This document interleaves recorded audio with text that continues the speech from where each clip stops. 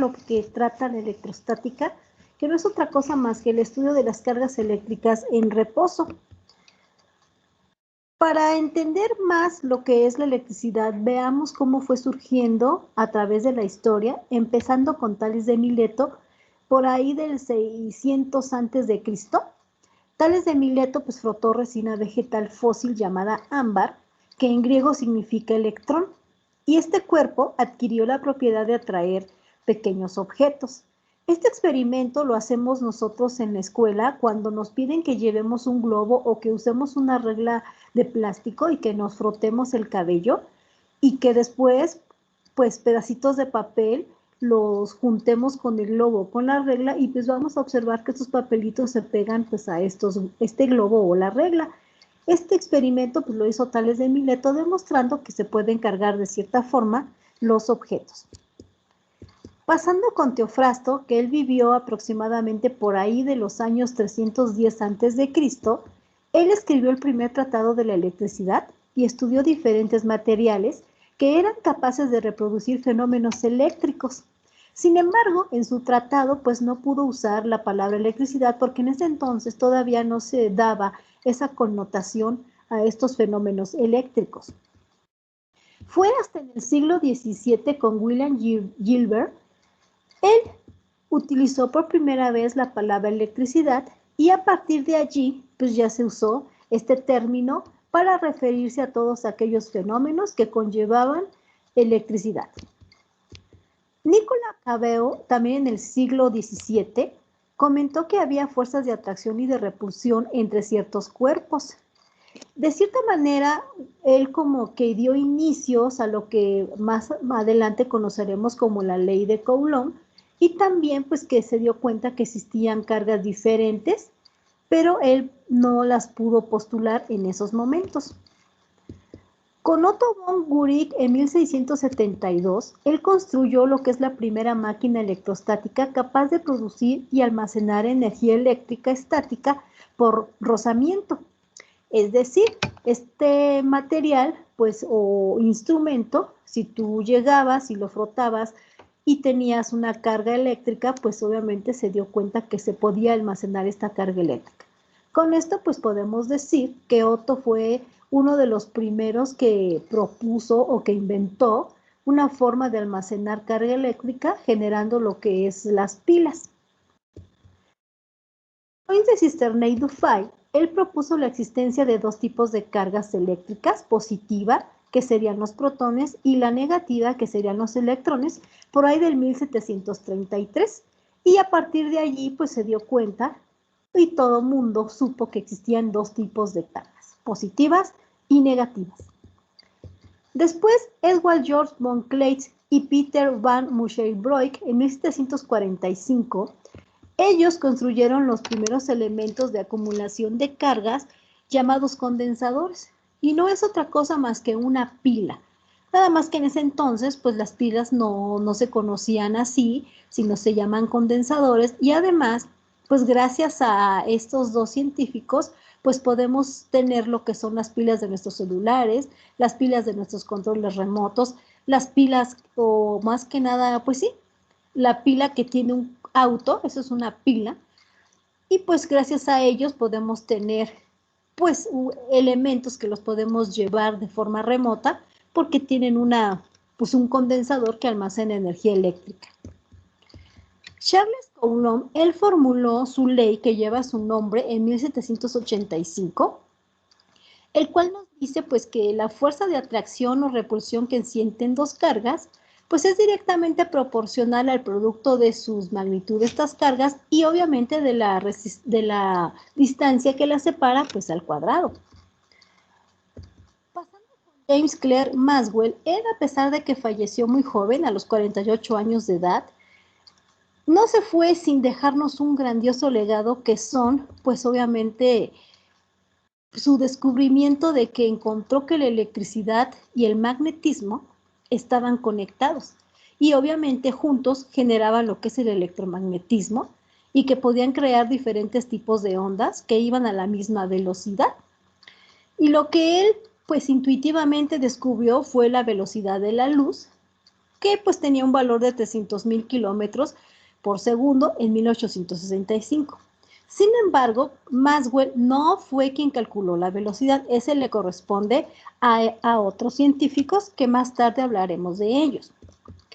Pero sin embargo, a pesar de que Maxwell se fue muy pronto, pues él estableció sus ecuaciones, las ecuaciones famosísimas de Maxwell, pues que cambiaron la forma de cómo ver el comportamiento de los fenómenos eléctricos y magnéticos, pues ya que se dio cuenta de que tenían una relación biunívoca entre ellos, es decir, el campo eléctrico y el campo magnético tienen una relación muy, muy fuerte que posteriormente la vamos a estudiar con más tranquilidad.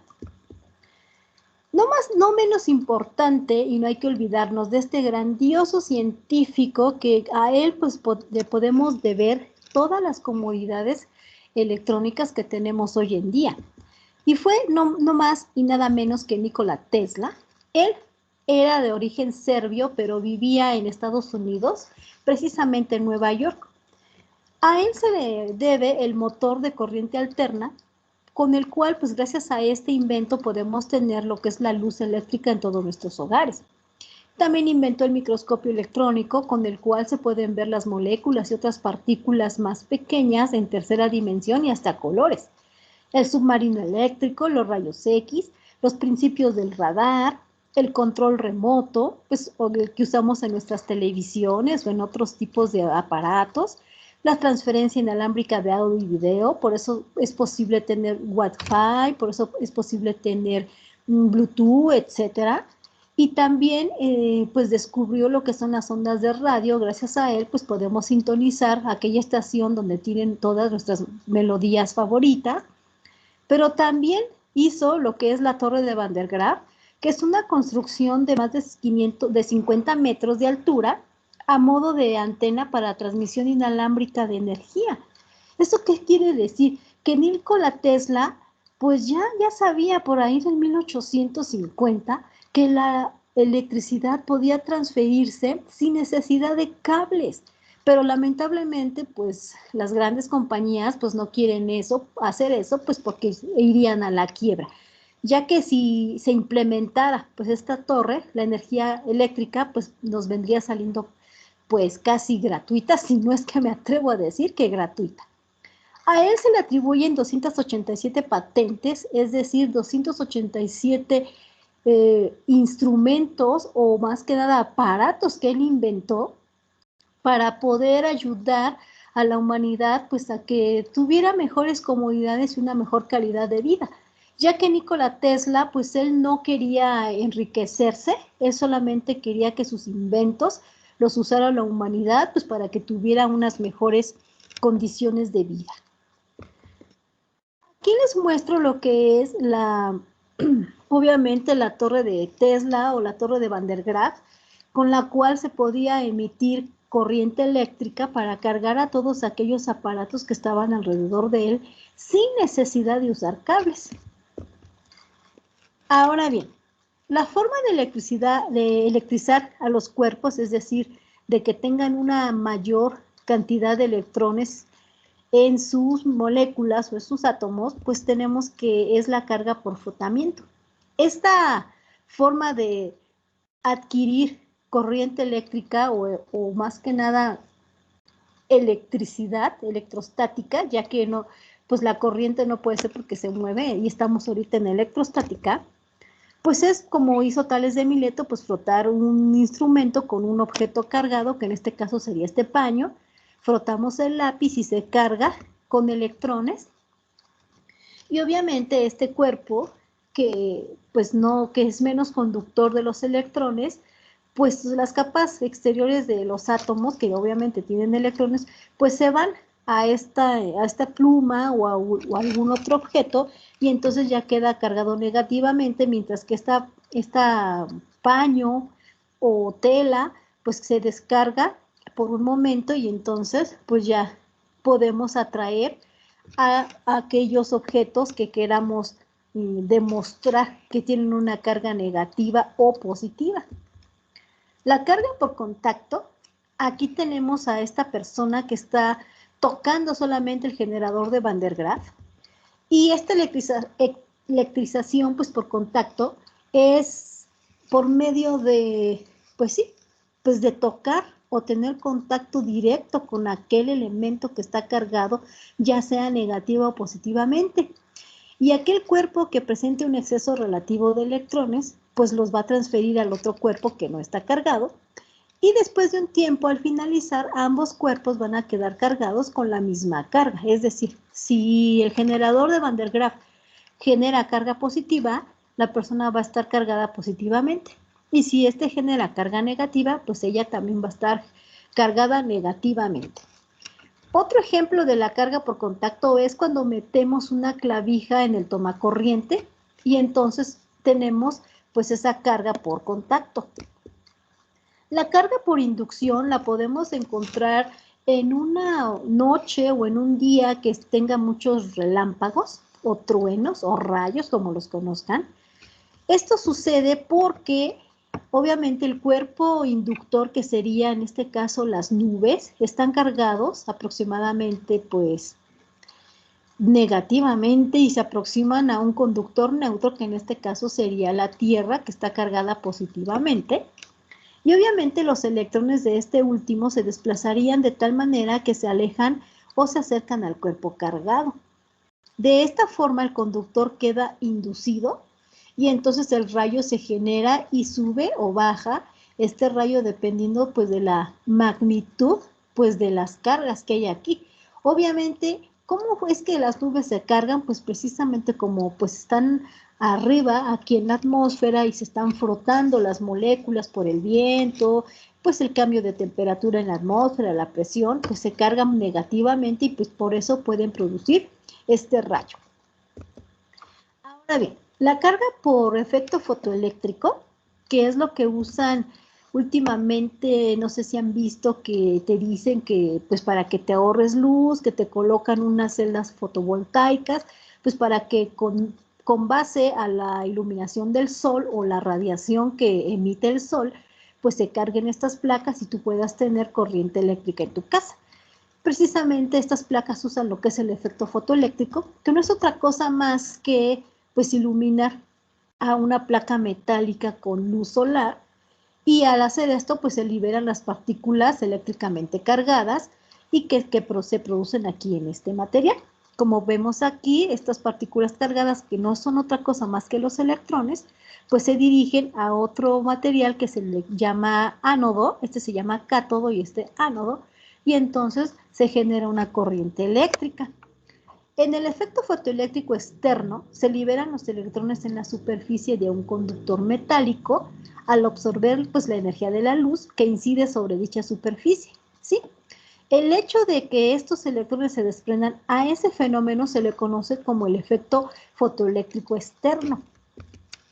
Ahora bien, este efecto se emplea en la célula fotoeléctrica, que es esta que está aquí, donde los electrones liberados por un polo de célula, que es el fotocátodo, como ya mencioné anteriormente, se mueven hacia el otro polo, que es este, que se le conoce como ánodo, y bajo la influencia de un campo eléctrico que se genera aquí, pues obviamente hay una corriente eléctrica. La carga por electrólisis, aquí tenemos a pues 3 recipientes con un líquido, que este líquido puede ser agua o de otra naturaleza, y aquí tenemos un ánodo y un cátodo que también pueden ser de varios materiales. En este caso tenemos cobre, cloro, aquí tenemos sodio, cloro o cromo, tenemos fierro y también tenemos el cloro. Estos dos elementos, al momento de que están puestos aquí adentro de esta agua, pues obviamente estos compuestos inorgánicos y orgánicos pues se ionizan. Ionizar quiere decir que liberan electrones y al fundirse o cuando se disuelven en agua o en el líquido en el que estén inmersos, se disocian las moléculas, es decir, se separan en especies de cargas positivas y negativas y a raíz de esto pues generan lo que es una corriente eléctrica.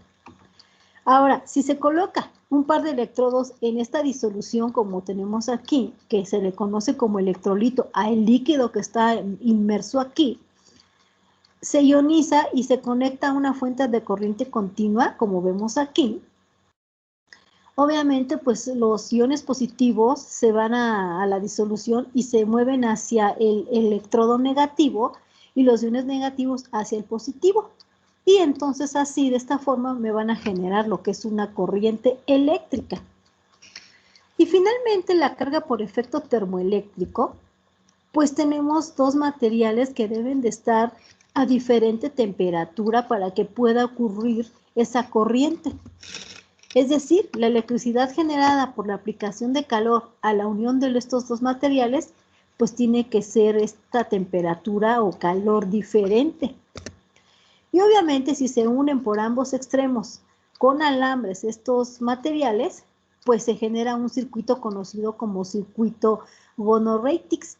Y una de las uniones que se mantienen a esta temperatura superior a la otra, surge una diferencia de potencial. ¿Eso qué quiere decir? Que surge un voltaje que hace fluir a esta corriente eléctrica entre las uniones caliente y fría. Este fenómeno fue observado por primera vez en 1821 por el físico alemán Thomas Seebeck y se conoce este fenómeno como efecto Seebeck.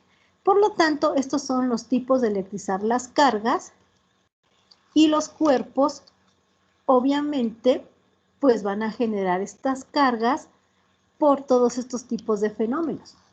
Nos vamos a ver en la siguiente clase y recuerden que el conocimiento no sirve si no se comparte y si no se tiene un propósito.